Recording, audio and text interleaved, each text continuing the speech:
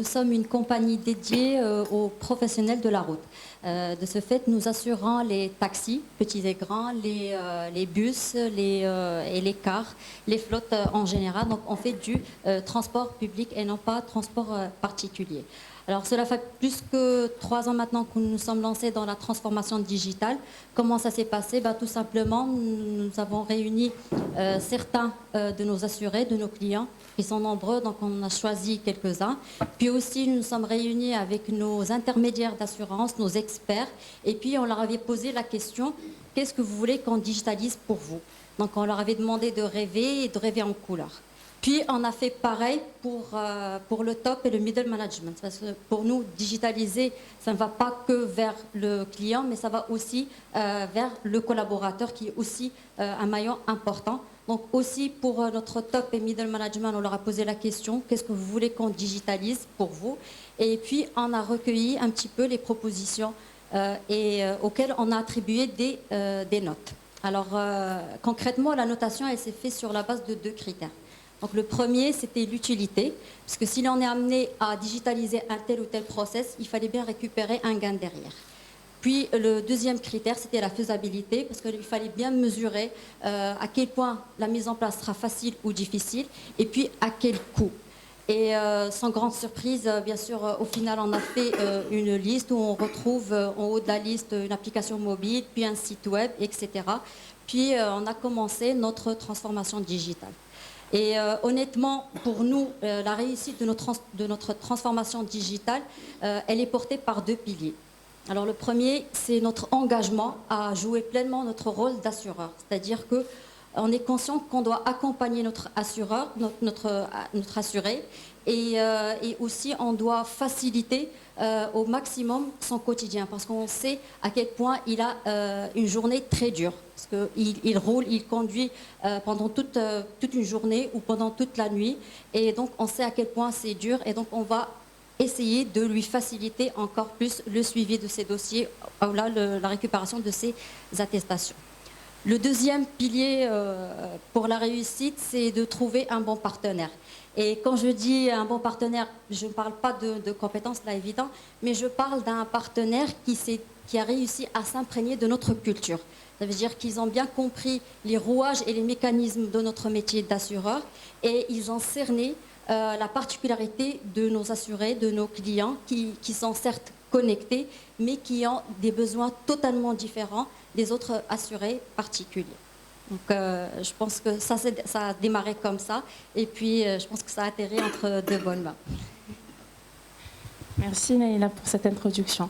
Donc voilà, notre rôle, comme l'a résumé Naïla, c'était d'être vraiment le partenaire technologique de la CAT, mais encore de nous imprégner de leur esprit, de leur culture, comment enfin ils arrivaient à atteindre leurs clients, comment ils desservaient leurs clients et quels étaient aujourd'hui les services qu'ils voulaient digitaliser et mettre à disposition de ces clients. Alors les clients cible, c'est des clients taxieurs.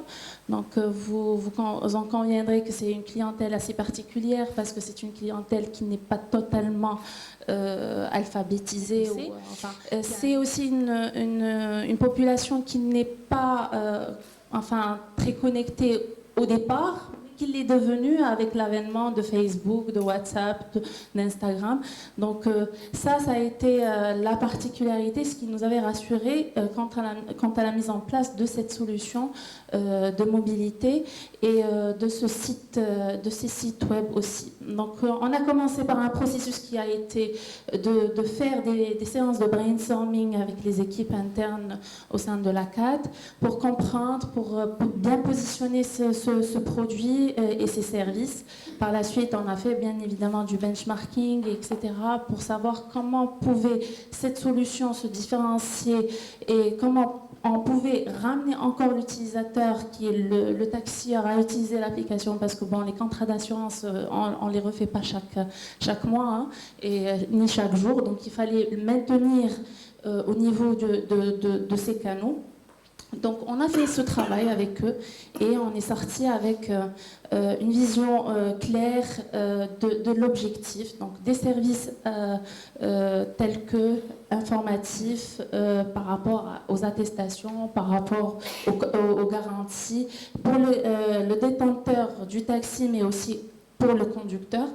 Et aussi des services à valeur ajoutée, ce qui va créer la récurrence de l'utilisation de l'application, à savoir de la localisation des stations de service à proximité, des informations sur les garages, les plus utilisés et les plus proches de leur rayon d'activité.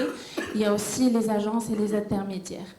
Et la petite fonctionnalité qui était aussi assez intéressante qu'on a pu mettre en place en collaboration avec un des partenaires aussi de la CAT, qui est Itch. Donc un conducteur pouvait envoyer son CV à Itch à travers l'application pour pouvoir devenir un taxieur certifié Itch. Voilà. Donc tout cela, la CAT avait pour objectif, en fait, elle avait 3 objectifs in fine. C'est à travers ce canal et le canal aussi web, maîtriser un petit peu plus sa clientèle, parce qu'en fait, un taxieur, quand il souscrit, on ne le revoit plus, sauf s'il a un sinistre, hein, ou il veut renouveler son contrat. Donc du coup, le cross-sell ou la vente de plusieurs autres produits ou de variantes de produits n'était pas fondamentalement possible. La CAT n'avait aucun moyen d'atteindre sa clientèle parce que la clientèle, elle n'est pas connue. Hein.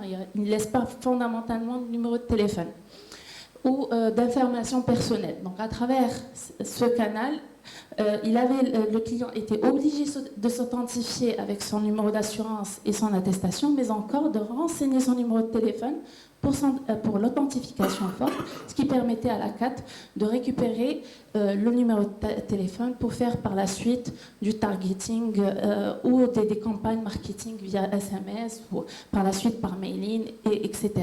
Donc, connaissance un petit peu plus du client, le fait de l'avoir à proximité et à la fin, connaître peut-être mieux ses clients et leurs usages. Combien de fois ils rentrent, qu'est-ce qu'ils consultent, qu'est-ce qui l'intéresse. Et derrière tout ça, on a rajouté du contenu qui est intéressant pour sensibiliser ces taxieurs, ces chauffeurs à la bonne conduite. Et ça à travers du contenu ludique, à travers des vidéos qui peuvent visualiser et voir quelles sont les nouveautés du code de la route, etc. etc. Donc voilà un petit peu le canal qu'on a mis en place, le parcours utilisateur, bien évidemment tout ça avec une interface utilisateur très simple en arabe, hein, et non pas en français, parce que la cible est plus branchée langue arabe et arabe dialectale, et avec une expérience client très très fluide et très simplifiée. Voilà.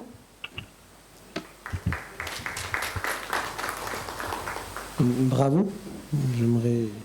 La première question qui me revient à l'esprit, est-ce que cette initiative a été préconisée par une vision de la direction générale ou c'est une initiative des collaborateurs au niveau des directions de marketing déjà? Alors, pour notre cas, c'était 100% direction générale. Notre directeur général a veillé à ce que le projet voit le jour le plus rapidement possible, mais il a surtout insisté, il dit toujours, c'est bien de lancer des projets, mais le plus dur c'est de les faire vivre, et l'aventure, ça a démarré il y a 3 ans et ça continue toujours. Je ne peux pas parler de résultats ou de fruits maintenant satisfaisants, mais on est très très très satisfait de l'avancement du projet. Vos clients, qui sont les chauffeurs de taxi, comment ils ont perçu ce changement on va dire d'attitude, hein, parce que vous vous intéressez à eux, oui. Vous êtes dans on va dire, hein, dans une logique de CRM, même si j'ose dire, mais de culture aujourd'hui, parce que le parcours vous intéresse, leur vie un peu. Comment ils ont perçu tout cela? Comment vous avez communiqué un peu tous ces aspects? Alors justement... Connaissant que cette clientèle ne s'arrête pas, hein. Les chauffeurs de taxi sont tout le temps en mouvement. Voilà. Alors, la particularité de notre compagnie, c'est qu'on ne connaît pas, on n'est pas en contact direct avec notre client final. Ça veut dire ils souscrivent à travers un intermédiaire, donc on ne les rencontre pas, on ne les connaît pas. Mais au lancement de ce projet, et parce qu'on avait besoin de savoir ce que veut notre client, donc on les a appelés, on les a communiqués et on les a reçus chez nous et ils étaient très, très, très contents. Je peux dire même très, très, très, très, très contents. Et ils étaient ravis de enfin rencontrer, voilà, et d'être entendus, voilà, d'être écoutés, et ils se sont exprimés. Et la réunion qui était prévue pour 2 heures a duré presque 6 heures, tellement le partage était enrichissant. Et ils ont, comme on leur a dit, dites-nous ce que vous voulez. Et donc, ça a démarré, ils ne voulaient plus s'arrêter. Ok, maintenant on va parler des collaborateurs. Bien entendu, pour eux, c'est un changement de paradigme. Oui. Hein, vous l'avez bien dit, c'est un principe d'inertie, hein, l'assurance ou le crédit, ou la banque aussi. Hein. C'est-à-dire, on divorce. Quand on nous refuse un crédit, on divorce. Quand on est mal, c'est-à-dire quand il y a un accident, qu'on ne rembourse pas. Vos collaborateurs, qu'est-ce que vous leur avez dit? Vous allez aujourd'hui gérer un client en mouvement, vous allez le suivre. Comment vous avez vendu ça aux collaborateurs? Quel était l'intérêt, le bénéfice pour le collaborateur dans cette démarche? Quand vous dites collaborateur, ça veut dire collaborateur 4. 4, oui, je parle bien de 4. Alors, eux aussi, ils étaient très contents parce qu'on les a aussi impliqués dans le choix des projets, enfin, le choix des propositions de ce qu'on allait digitaliser ou pas.